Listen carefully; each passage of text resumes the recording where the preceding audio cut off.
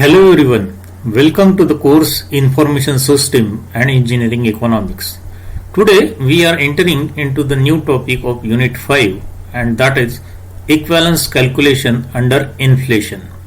Before we start our topic, do you have a question in your mind such as why to learn equivalence calculation?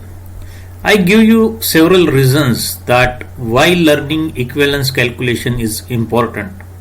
It is important for computer engineering student to learn the basics of inflation and its role in solving social and financial problems. You can able to understand the value of money, that is earning power and purchasing power. Thus, these two terms invoke the concept of inflation and deflation, which we will discuss very soon in today's session. Next, we will take a quick review of our Unit 4. In Unit 4, that is Money and Economic Value, we briefly discussed the several engineering economics decisions and rational decisions. After that, we learn about wise investment strategy in which the investor diversifies his investment. We also address the issue of associated with market interest rate and review the nominal and effective interest rate.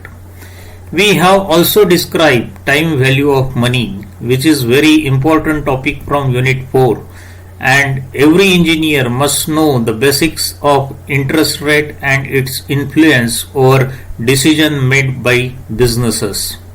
We conclude our Unit 4 with the discussion on present value and future value, in which we had seen types of annuity such as simple annuity and general annuity. This is the summary of Unit 4. Next, we will see the contents of today's lecture. We just saw the summary of our previous unit. We plan to learn about economics and management. Okay. The concept of this session, as we begin with introduction to economics and management, which is very important topic. All the engineers must know the basics of economics and its influence over decision made by businesses. We will cover the basic terminology involved in controlling the flow of money. Then we will proceed to learn about equivalence calculation under inflation, in which you will learn the role of inflation in the economy. After that, we will address the major characteristics of inflation. Then we will review the types of inflation. We will conclude our session by taking the review of causes of inflation. This is the roadmap for our session. Next, we will see what exactly economics and management. The science and the art of economics and management are like two sides of same coin. Economic studies have a major role to play in the manner in which consumer and businesses make decisions that determine the allocation of resources. As a computer engineer, economics will enable you to understand management policies, the conduct of businesses, and the changes in economic system that are occurring all around us. Management is concerned with the effective use and coordination of material and labor to attain organizational objective. Management is also concerned with the interrelationship and interaction between the distinct parts of organization and the organizational environment. As a student, you will be need to understand both economics and management theories and models to develop a better understanding of decision making process in modern organizations. So next we will see what exactly the equivalence calculation. We all used to hear about elder complaining, or sometimes we ourselves complain as to how much less can now be brought with rupees 100. In the past, money had a lot of value. With rupees 100, families could manage their entire monthly expenditure. Today, salary have practically multiplied 10 times. We earn more than the 10 times the salary of our elders, and yet we are in dilemma as to whether we are better off economically than our elders. Despite the 6-digit salaries that people earn today, they are still worried about meeting the ends. So where exactly is the problem? To understand the problem, we got to understand the concept of inflation. From the common man's point of view, the term inflation to a sizable and rapid increase in general price level. Inflation is generally associated with rapidly rising prices, which causes a decline in purchasing power of money. Various economists have given a definition of inflation according to their own interpretation and understanding of the concept.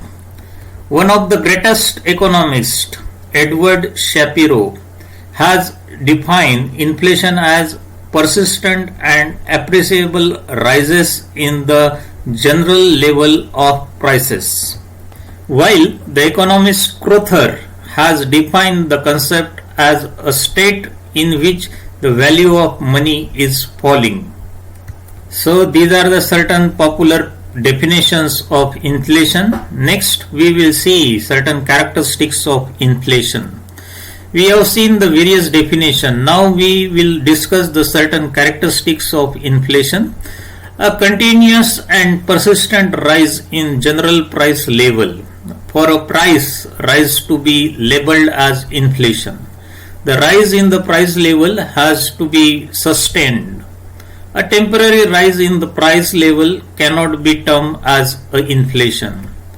A continuous process of rising prices, mere high prices does not qualify as inflation. Inflation is a process of rising prices. Inflation is a continuous and persistent rise in price level. Inflation is a state of disequilibrium and hence need to be analyzed dynamically. A fall in the value of money. Rising inflation signifies a fall in the value of money or money losing its purchasing power. When the general price level increases, goods and services are sold at higher prices. This implies that a few goods and services can be purchased with the same amount of money.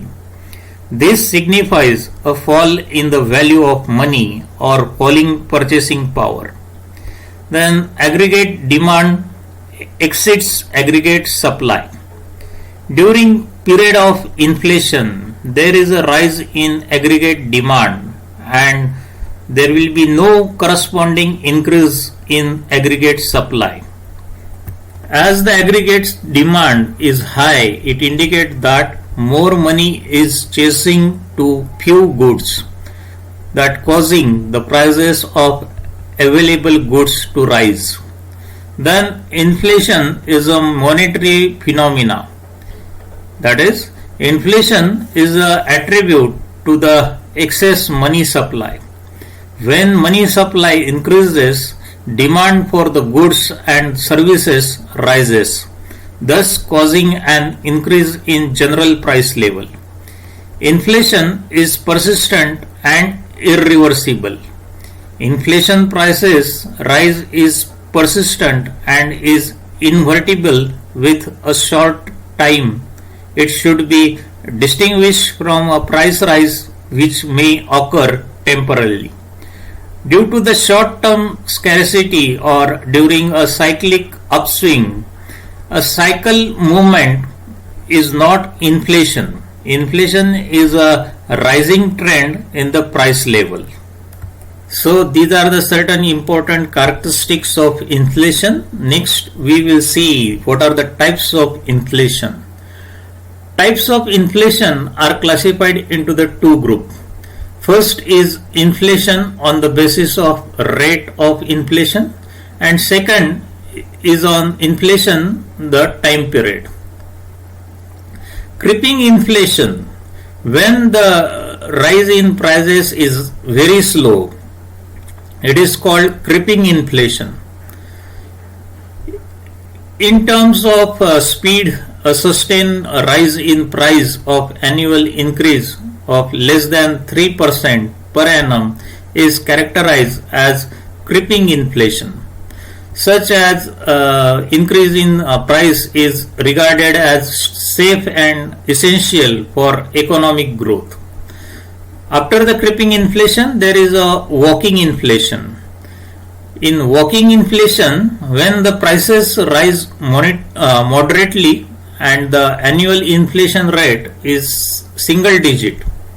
In other words, the rate of rising in price is intermediate range of 3 to 7% per annum. Inflation at this rate is a warning signal for the government to control it before it turns into the running inflation. So obviously next type is running inflation. Running inflation in the sense when the prices rise rapidly at the rate of 10 to 20% per annum, it is called running inflation. Such inflation affects the poor and middle classes adversely. Its control requires strong monetary and fiscal measures. Otherwise, it leads to the hyperinflation. So, hyperinflation in the sense when prices rise very fast, more than 20 to 100% per annum, or more, it usually called galloping or hyperinflation. In reality, hyperinflation is a situation when the rate of inflation becomes immeasurable and absolutely uncontrollable. So these are the types of inflation on the basis of rate of inflation. Now we will proceed to learn about the second category, that is inflation on the time period of its occurrence. This inflation occurs during emergencies such as wartime or drought. Wartime inflation, it is on account of increased government expenditure on defense, which is of an unproductive nature. By such public expenditure, the government appropriate substantial production of goods and services out of total availability for wartime, which causes a downward shift in supply. As a result, an inflation gap may develop. Then post-war inflation. In the immediate post-war period, the disposable income of community increases when wartime taxation is withdrawn or public debt is rapid in post-war period. Then peacetime inflation is the rise in prices during the normal period of peace. Peacetime inflation is often a result of increased government outlay on capital projects having a long gestation period. So the gap between money and income as well as real wages goods develop. In planning era, thus when government expenditure increase, prices may rises. So these are the types of inflation. Now next we will learn certain causes of inflation. Inflation in an economy may develop on account of number of factors. These factors relate mainly either to the demand or the supply side. Therefore, the factors that causes inflation may divide into three groups. By demand, we mean the demand for money, income for goods and services. And by supply, we imply the available output for which the money income can be spent. Expectation also play an important role in causing inflationary pressure in the country. Let's discuss each of these causes in more detailed manner from next slide onward. So we will begin with factors on demand side. According to Kenneth Kurihara, the major factor on demand side causes inflation are increase in money supply. That inflation is caused by increase in the supply of money, which leads to an increase in aggregate demand. The higher the growth rate of the nominal money supply, the higher is the rate of inflation. Modern quantity theories do not believe that true inflation starts after the full employment level. So after increased money supply, there will be an increase in public expenditure. Government activities have been expanding much, with the result that government expenditure has also been increasing at phenomenal rate, thereby rising aggregate demand for goods and services. Government of both developed and developing countries are providing more facilities under public utilities and social services, and also nationalizing industries and starting public enterprises, with result they help in increasing aggregate demand. So after increasing public expenditure, there is a increase in disposable income. When this disposable income of the people increases, it raises their demand for goods and services. Disposable income may increase with the rise in national income, or reduction in taxes, or reduction in saving of the people. The fourth cause is increase in consumer spending. The increase in consumer spending, in the sense that the demand for goods and service increases when consumer expenditure increases. Consumer may spend more due to conscious consumption or demonstration effect. They may also spend more when they are given credit facility to buy goods on higher prices and installment basis. Another cause, deficit financing. In order to meet its mounting expenses, the government resorts to deficit financial by borrowing from the public, and even or printing more notes. This raises aggregate demand in relation to aggregate supply, thereby leading to an inflation rises in price. This is also known as deficit or induced inflation. After another cause, that cheap monetary policy. Cheap monetary policy, in the sense the policy of credit expansion, also lead to an increase in money supply, which raises the demand for goods and services in the economy. When credit expand, it raises the money income of borrower. So another reason is expansion of private sector. The expansion of private sector also tends to raise the aggregate demand for huge investment, increase employment and income, thereby creating more demands for goods and services. Another factor is black money. The existence of black money in all the countries due to the consumption of tax evasion, that is, increase the aggregate demand. People spend such unearned money extravagantly, thereby creating unnecessary demand for commodities. This tend to raise prices level faster. Then repayment of public debt. Whenever the government repays its past internal debt to public, it leads to an increase in money. That money in the sense the money supply with the public. This tend to raises the aggregate demand for goods and services. And one more cause, that increase in export. When the demand for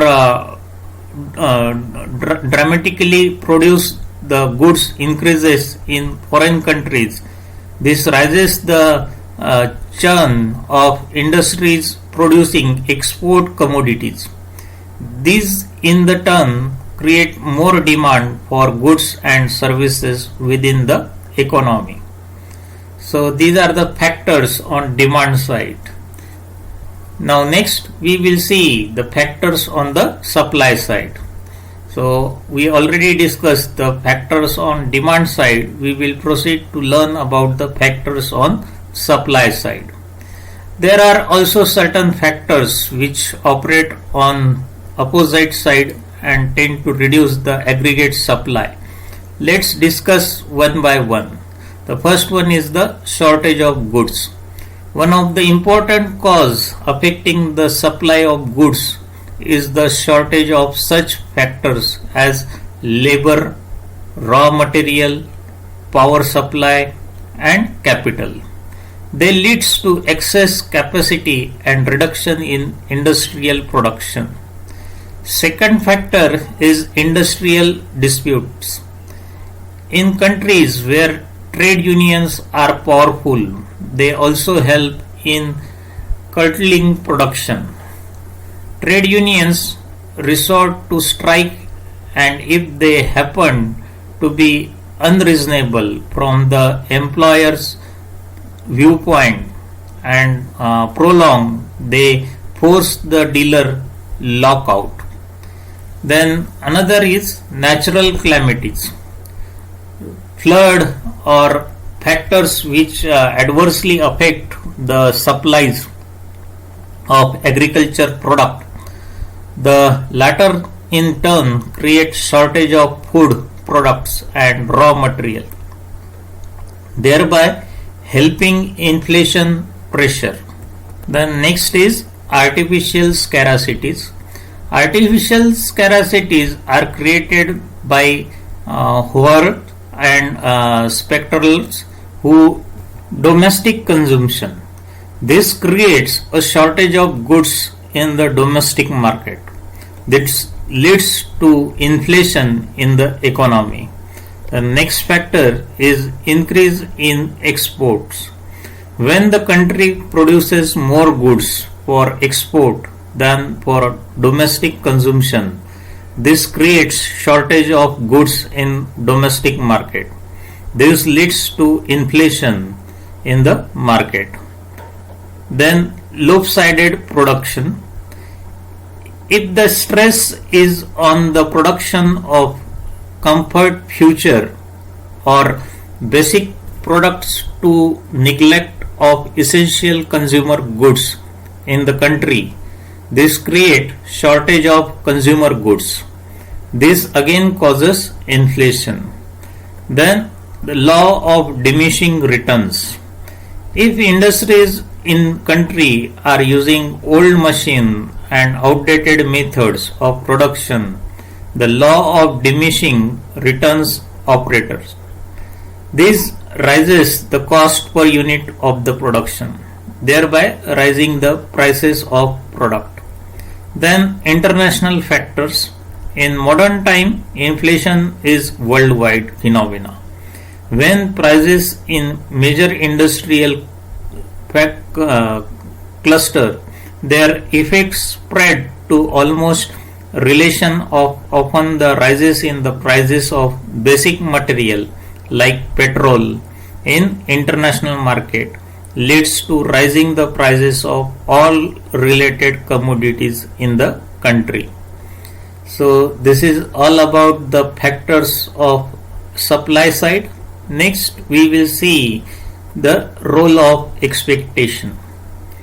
The role of expectation indicates inflation cannot be explained only in terms of excessive spending relative to available output.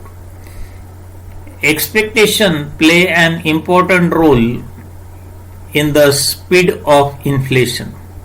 As inflation expectations are simply the rate at which people consumes or consumers, businesses, investors expect price to rise in the future.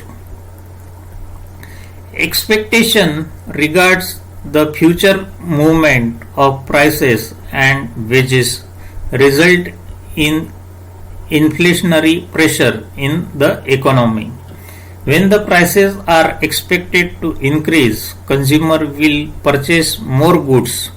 This will lead to an increase in price level. Similarly, a rises in the expected income indicate the people to spend more. The expected wages increase also bring about inflation in the country. Expectation thus play a vital role in causing inflation in an economy. So this is all about the causes of inflation. Now it is interesting to learn about how to measure to control this inflation. Controlling inflation is an important part. There are certain measures that are employed by central bank to restrict inflation and control cash flow. There are various measures suggested by experts on the subject to control inflation. The measures such as monetary measure. Monetary measure have direct effect on the inflation process. Fiscal measure. The fiscal policy of government can be adopted with two motives: reduction in public expenditure and public work. Another is withdrawal of public money from the market. Then another measure is social and economic measure or non-monetary measure, such as the government should provide enough incentive to increase production in the economy. Let's study all these measures in more detailed manner from next slide onward. So monetary measure, it includes the measure which are to be taken by the central bank of country. That is, in case of India, it is Reserve Bank of India. The aim of this measure is to control and reduce the money from the circulation. Let's review the steps are taken by the central bank to check the inflation. First one is the bank rate policy. Bank rate announced by the central bank is the rate at which it accepts and lend money to commercial bank. On the basis of this rate, the central bank can reduce the credit by increasing the bank rate. The interest will become costly and money becomes dearer. People will borrow less and save more to get high interest rate. This will help reduce the supply of credit and money in economy. Another step they will be taken as open market operation. It is a direct step to be taken by the government bank, that is the central bank may issue credit papers in the market openly to invite investor. These credit papers contain a higher rate of interest than those offered by commercial banks. People will buy more and consequently the money will go into the deposit of central bank. Another step is raising the level of reserve. The central bank, in order to reduce the money supply, may raise the reserve value to be kept by commercial bank with the reserve bank. This will result in transfer of money to the reserve and will no longer be available for lending. This will result in credit squeeze in the economy. So next is raising the level of reserve. The central bank, in order to reduce the money supply, may raise the reserve value to kept by the commercial bank with the reserve bank. This will result in the transfer of the money to the reserve and will not available for lending. This will result in credit squeeze in the economy. So this is about the monetary measure. Next, we will proceed to learn about the second measure, that is the fiscal measure. So next is the fiscal measure. The fiscal policy of the government can be adopted with two motives: reduction in public expenditure and public work. Withdrawal of public money from the market. The modern government adopt these fiscal measures. First is reduction in public expenditure and public work. To curb inflation, the government should reduce the expenditure on public work since it involves more circulation of money. If possible, public work program should be postponed for a certain period of time to curb the inflation. Then higher taxation. This higher taxation deals with the fiscal policy that must be adopt a scheme to raise the direct taxes to curtail the spending power of the community, but the taxation should not be increased to such level that it would distort capital formation. Devaluation of money is one of the product to reduce the purchasing power of money at the internal level. So this is about the fiscal measure. Now we will discuss the third measure, that is social and economic measure. So next is the social and economic measure. The social and economic measure or non-monetary measure are the measure to check the inflation in this category. Increasing production. Government should provide enough incentive to increase production in the economy. This is a positive step to fight inflation. This will increase the supply of commodities in the market, which will check the rising prices. Then voluntary saving. According to the Lord J.M. Keynes suggested this formula to check inflation. According to the Lord Keynes, it is a method of compulsorily converting the appropriate part of the earning of the worker which he does not save voluntarily into the voluntarily saving of the entrepreneur.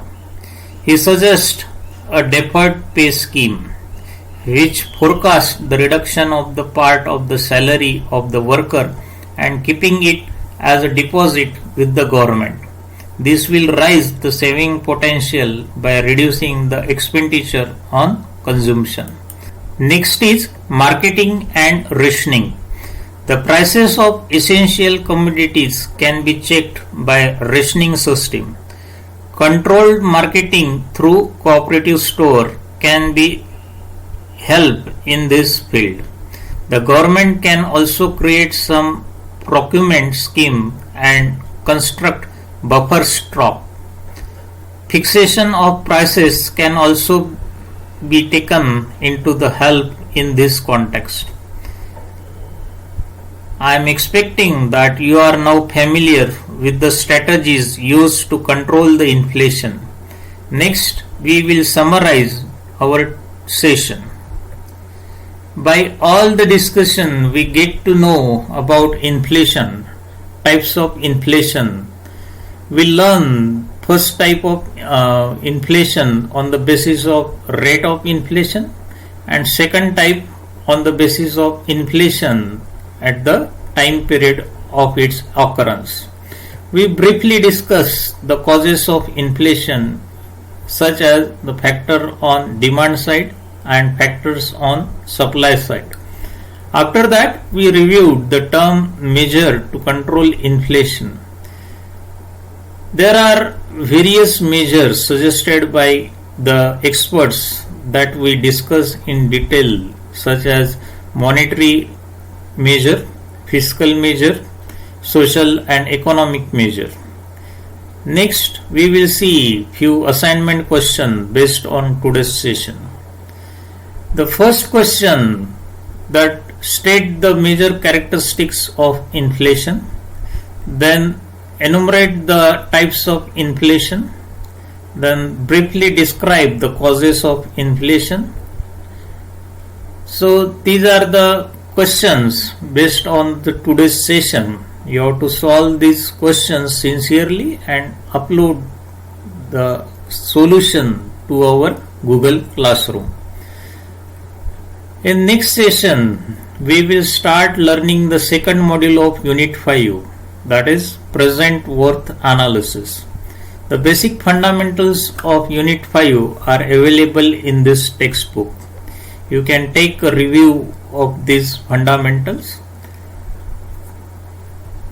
If you have any query or difficulty in solving assignment question, feel free to post your queries at the forum of our Google Classroom. Thank you very much. Have a nice day.